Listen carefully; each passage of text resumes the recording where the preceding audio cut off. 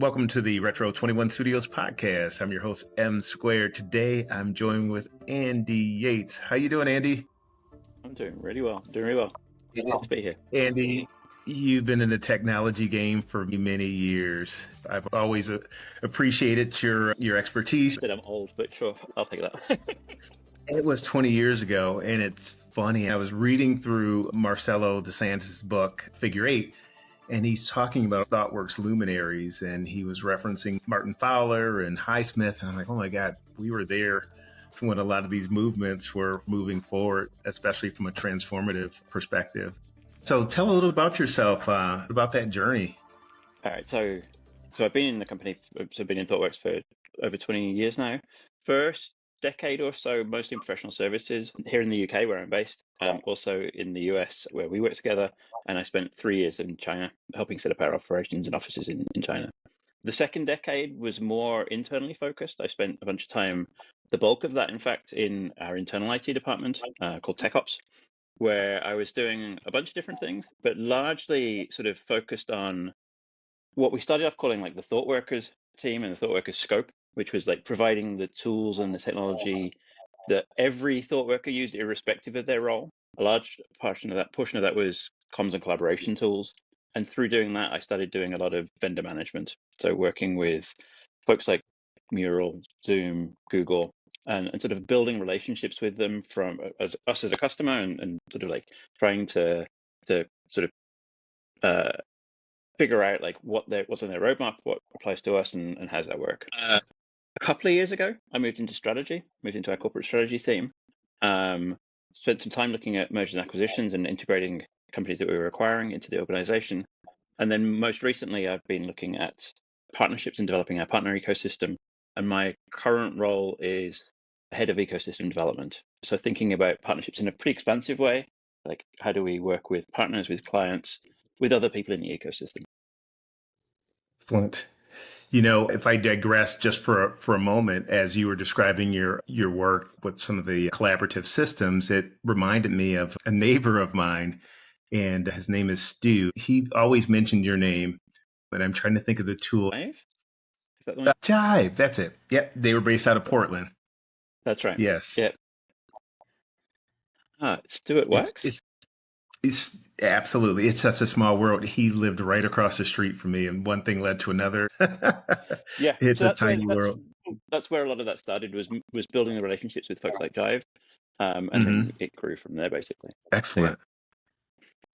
And then as of late, I'm perusing LinkedIn, and I see a little pop-up, little fanfare. Andy Yates just completed an NVIDIA certification in retrieval augmented generation agents for LLMs. And I'm like, wait a minute, that's the course I'm in right now. I'm trying to finish the final assessment. Yeah, so I picked it up. So like I said, I'm looking at ecosystem development, and we're always like trying to understand like what's happening out there in the ecosystem, what's happening there with partners, with potential partners. And so NVIDIA is catching a lot of attention. They're in the news at the moment. Jensen's just done a rather spectacular keynote. And so it was on my mind. I actually spent time over Christmas and the New Year reading both the Chip War book and then the NVIDIA Way, which is sort of a part biography of Jensen Huang and part sort of like detailing the company. Fantastic book, actually, really recommend it. And so I was like looking around at the courses and trying to understand like what's interesting or different about their stack from an AI perspective. And so happened upon this particular course that seemed interesting. Excellent. And what was the experience like? Was it like, what would the level of expertise? Is it intermediate, basic? Like, what do you need to know going into this course? It was pretty tough, actually. So I actually had a bunch of time over the holidays to spend some time studying and learning. And we mentioned just before recording, I have a background in AI, but it's over 20 years ago that I was studying AI. And so it's a little bit on the rusty side. And so I've been spending some time trying to like get my hand back in there and sort of pick up on some of the latest and greatest developments. And so I spent a bunch of time doing some of the Google Skills Boost courses. And Yes. Skills Boost, they have a very nice sort of beginner, intermediate, advanced kind of leveling, and a lot of it's kind of like, here's a thing, now do the thing, now practice it by yourself, kind of like as they step through. And so I've done quite a lot of those over the end of last year. Mhm. This NVIDIA course, just right in at the advanced level, and relative to those skill boost ones, it was quite a bit more. There's quite a lot less hand holding, I would say. Yes. It's a lot more kind of like, here's a thing, go try it. And you're like, "Ooh, okay." And so that's That's it. what I was doing. I would concur with you. Yeah, you definitely need a little background in a few areas, and just get ready. Like if you really want to deep dive and have fun, NVIDIA Academy is the way to go, in my opinion. If you want a softer landing, I'd recommend a different pathway, perhaps. Yeah, Um, that that definitely makes sense to me. I actually, so one of the things I did the NVIDIA one, and a lot of it goes through LangChain and the LCEL, the new sort of the newer framework within LangChain. And I mhm. could get through the course, but I wasn't really confident that I'd understood it all. And so I Yes, actually went back and did a deep learning AI course just this past weekend, where Harrison Chase, the writer of LangChain, talks through LCAL himself. And I excellent. found that having done the NVIDIA course and then doing this, that was significantly easier. But it also helped like really make those ideas more concrete afterwards, and help me kind of like really understand, at least from a conceptual level, how it all hangs together and how to make it all work. Yeah, that makes sense. I'm all over the map. I ended up taking a Berkeley course in AI strategy and applications. And so that course was good. It really whet your appetite. From there, I'm like, I need to learn more about this. I'm, you know, totally into this. So I took this 6 month data engineering program through MIT. So that was a crazy foray into Python. And, just it was, to me, it felt like a showcase of the latest tools. It's like, okay, how many tools are we going to cover in this program? From there, I felt that provided a really good grounding. When I came into the NVIDIA camp, and there was a buddy of mine who's working with one of the NVIDIA suppliers, and Mm. he made the recommendation. He was in that Berkeley cohort. He's like, Mike, you have to get in to the NVIDIA Academy and check out what's out there. And so I started looking. I'm like, oh, this is great. And so I think I took the deep learning course first, and so Mm. that was they're all Python oriented. I guess you could take some of the CUDA courses, which are C or C++. And that kind of started that journey. In the RAG program, I'm just right at the end. And to your point, even for the final assessment, you have to kind of hunt around and figure it out. Yeah, I have to say, I think in the end it was sort of like me just bashing it until I could make it work. Oh, Um, yeah, the little tricks and stuff in there. Some of the instructions are a bit ambiguous, I think, intentionally. yeah, it was really interesting to see that difference in the way that they pitched the course, Hmm. and and sort of the one thing I really did like though was that in order to get that sort of like passing grade, it was an actual application. Like it was a thing that like Right. you've built that kind of hangs together, and like, a lot of the pieces they've built, but like the thing that hangs together. A lot of a lot of the other courses I've done, you need to write like a line of code, or you need to have a thing done, but it's not quite as, I don't know, tangible as being able to like see an app running and to be able to run things against it. That's right. I agree wholeheartedly. So from a comparative perspective, I went into the AWS camp. Like, all right, let me Hmm. flash back to AWS and see what's going on there. And interestingly enough, under the hood, right there, you could definitely go the NVIDIA route from that perspective. Oh, that's quite And so nice. I took a course. I can't remember the name of it, but it's similar. So it's going through, and you're going to create a RAG agent, but you're going through the graceful flow through of AWS, an AWS program. It's instructive, and you feel like someone's holding your hand, as opposed to the NVIDIA program, which I love. There's good supporting materials, but it's more robust, if you will. Yeah, like I find with a lot of these things, you can learn how to pass the course, pass the test without actually having learned the thing. It Yep. felt more like this was actually learning the thing for sure, and that you like, but by the time you've done it, you've got a deeper understanding. I wouldn't say a complete Yeah. understanding, but a deeper understanding of how things hang together. So I finished yesterday, Fundamentals of Accelerated Computing with CUDA Python. I did deep learning. The CUDA Python was fun. That was a fun course. And the one I'm on right now, let's say I still have to finish the RAG. It has me at 82%. And I'm doing what doesn't show on here, but it's Numba. And are you familiar with Numba? If you're doing Python apps and a lot of calculations using like NumPy, it's a on-demand compiler for Python. So that's kind of fun getting under the hood and understanding that a bit more. So I've went infrastructure side. How do you optimize usage of the GPUs? So where do you go with this, Andy? I know you have a goal in mind. So you're always doing this comparative analysis and looking more broadly from an organizational perspective.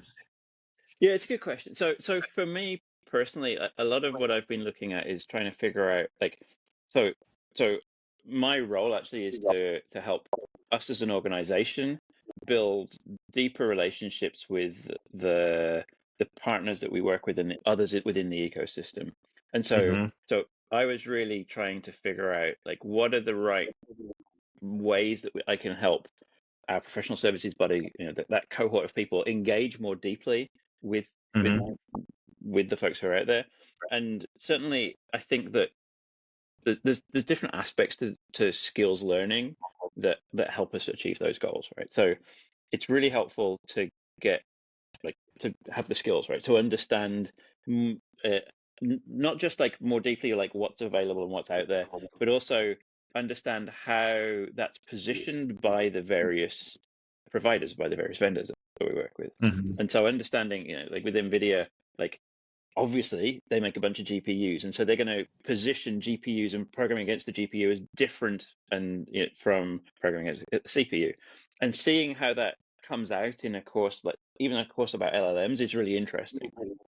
Hmm. Um, like so even in that sort of like the end user ish sort of stance, it's really interesting to see how that comes out. Then what I'm trying to do is like to encourage other people within the organization to do that so that they are like well equipped to advise our clients, pretty Hmm. important, but also to Absolutely. help people build the relationships with the various providers. It's a clear signal of intent from us Hmm. when we have a bunch of people working on a Google course, an Amazon course, an NVIDIA course, or others, that we are investing in that relationship. And so Right. for me, again, like I go through it first to understand is this useful, is this valuable, but also then to help bring other people through that same pathway, essentially. Oh, that's awesome. And for as you described the NVIDIA course, where wow, right, you need to bring a little bit more to the table. Part of that exercise is helping to set the expectations. So if this is a recommended pathway for someone in the organization, they could go there or either converse with you and gather some of the insight. Like, okay, here's what you're going to expect coming out of this.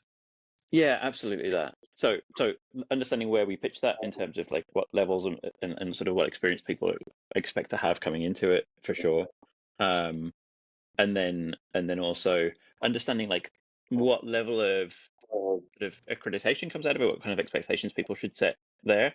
There's a like you said, there's a range of courses, and there's a range of courses where some are free, some are paid for, some have a certificate, like a badge, a skill badge, shall I say. Some have a more formal sort of proctored certification, and again, trying to help people gauge what's Right. the right effort versus reward for their Hmm. learning is also part of what I'm trying to do.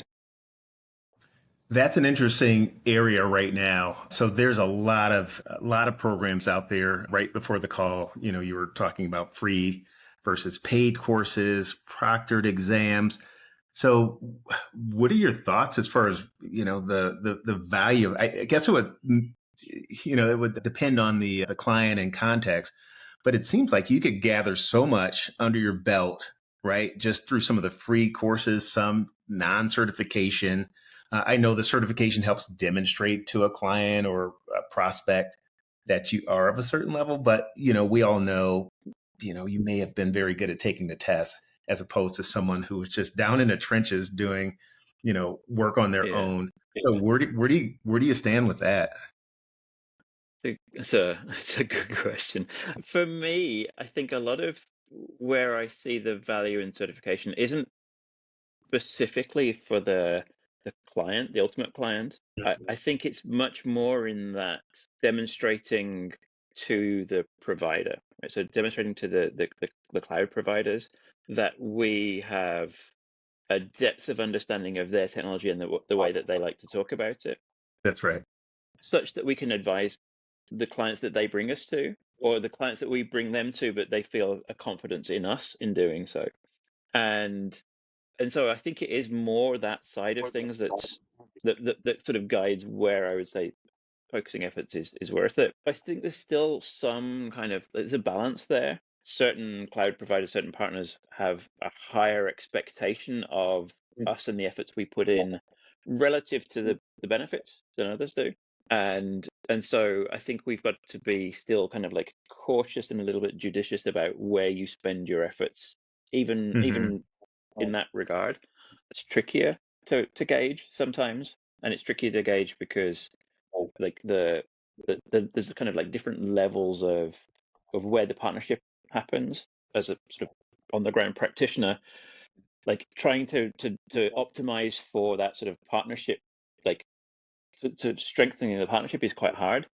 I think as it becomes something that's like on the ground, ultimately figuring out what you're working on right now anyway and where your efforts, like where you're going to learn the most, is probably the right place to start. Right. Got it. I like the way you characterize that, and if I'm repeating it back correctly, it's almost a representation of brand, right? So if you have an AWS certification in a particular area or Databricks, and you go into a client context and they're using those products, then that certification does, help ensure that organization that, right, there is some integrity around, around the effort. Yeah, and certainly like with each of these, what we're seeing, like with each of the certainly the big cloud providers, things are moving pretty fast, and Hmm. it's pretty hard to stay on top of all of the different tools and technologies, and so there is value in being able to, to attest to that in some degree to say, look, I spend effort making sure that I am up to date with these things so that I can advise you well and so that I can do my job well. So I do see more value in those things than maybe historically we'd sort of given them, just because it Hmm. is a way to like almost like encourage yourself to stay on top of things. Sometimes when you're just focused on like the day-to-day job, it's easy to let those things drift. And by sort of spending a little bit of time and effort sort of going through a more formal program, and to varying degrees of more formal, I think it can be helpful to make sure that you are kind of paying attention to those things that you might otherwise miss, actually. Got it. Slight digression, and that's just around maturity. So one of the underlying notes that I'm picking up on is maturity levels. Where are you today? Where do you need to get up to speed on? How does that play into your operational context? So are you looking at any explicit maturity mapping, or is it just kind of happening? As an organization, are we looking at maturity mapping? Is that what you Yeah, mean? either yourself, is that on your radar? So as you're going through these exercises, or is this kind of a backdrop? Is there an explicit exercise around, okay, here, because in what I'm referring to many years, agile maturity, digital fluency, is there similar look in the AI space? Is it kind of baked into that? In the AI space, Mm-hmm. that's not a thing that we're sort of specifically paying attention to as a mature, like, or at least that's not within my remit. There may be others within the organization. My remit is much more on the partnership side of things, and so so the partners themselves certainly have a range of different programs where they look at how many people you have certified in what different things. There's organizational level certifications, competencies, or specializations, and so they Mm-hmm. have set expectations around us as an organization where we want to do more like big and meaty pieces of work together, essentially. Then there's a sort of they have a maturity model of sorts that is either competency specializations or other kinds of other programs where they get to look at our overall sort of like how many people who got certified, how many people have got skills in certain levels, and they use that as a way of kind of gauging us and gauging whether we can be brought into certain partnerships. And it's not like the only thing they look at, but it's certainly a thing that people look at. And so it's something that we try to make sure that we're, like I said, doing the right set of things as our part of the partnership. And so there's that side of things. And certainly AI and Gen AI is pretty hot across all of those partners right now. And so they're definitely all looking at like those levels of certification. But I don't think we've got anything independently of that that's measuring like an AI maturity. Any recommendations for individuals, since you are taking this deep dive, as you know, you're taking that lead position in behalf of the organization, for one wanting to learn more, say the corporate exec not in tune with what's happening? You mentioned some of the Google courses. What pathway would you recommend? Where would someone start? You would hope at this stage of the game, folks are fairly in tune with what's going on, but it's not too surprising that, you know, you find individuals just in the day to day, they just haven't had time, right? There's a lot of buzzwords floating around. What are your recommendations for that individual? It's a good, yeah. So I guess there's a couple of different things I really like. So I mentioned deep learning AI. I didn't mention yet Kaggle, which is also part of the Google it's a Google acquisition. Yes. And Kaggle have courses as well, as I'll come back to it. And I actually quite like the Google Skills Boost. The thing that I liked about each of those is that they are pretty self-contained environments that give you access to all the things that you need to explore, as well as the guidance and the things to explore. And so I find that those are a really nice way to to get started without having to spend a bunch of time like downloading things and installing things and and particularly as you mentioned like execs, like it's a lot of like the more developer centric it feels, the harder it is to get into. And with each Yeah. of these like online courses where they give you the sort of cloud environment access, that certainly like really lowers that barrier to entry. Yes. Kaggle, I said I'd come back to. What I really like about Kaggle is that it gives you some toy problems to start off with, and then it gives you like a path to solving real problems, Hmm. and like experimenting with that I think is like it can really help make it more real. Certainly on the Yes. more on the machine learning side of things, like it can make it much more real and feel like you're not just learning, but you're spending your time contributing in some way. I think Yes. that's a nice thing to if you're like really starting to go down the path. But a bunch of these things where it is just an environment and you can start pressing buttons and having things spring up for you, it's a massive benefit I found in terms of learning and getting going. There's a lot of cool stuff. I know Jupyter Notebooks and some of the environments there. What's the comparative product? Google Colabs? So Colab is the notebook. Hmm. Actually, Google have like both Colab Enterprise and Jupyter Notebooks as workbooks. There's two sort of like parallel products. I don't Hmm. quite know why they both are still there, but Great. even with Skills Boost, sometimes it's a Colab book and sometimes it's a sort of the Jupyter environment. Um, I think getting familiar with the fact that they're all basically the same kind of thing, but there's some subtle differences is also useful. Actually, you start to like as you It do a is. few of each, you start to triangulate and be like, oh, I know how these things sort of shape up. Exactly. This is great. It's really cool to have this conversation. Oftentimes I'm doing these deep dives and covering tools, and you know, a lot of us are geeks at heart. And so I'm having so much fun doing this. It's really refreshing to have a conversation. And again, just seeing that, hey, someone actually has taken a RAG LLM course through NVIDIA. This is great. I love the opportunity to see how things progress, Andy. This is fun. There's definitely an element of getting your hands on to things and playing around with them and starting and learning about it is really fun. Andy, thank you so much for your time. Good seeing you. Good seeing old friends and or young friends. Until next time, enjoy your endeavors and wish you the best. Thank you very much. Talk soon. Thanks for joining the Retro21 Studios podcast. I'm your host, M Squared. Take care.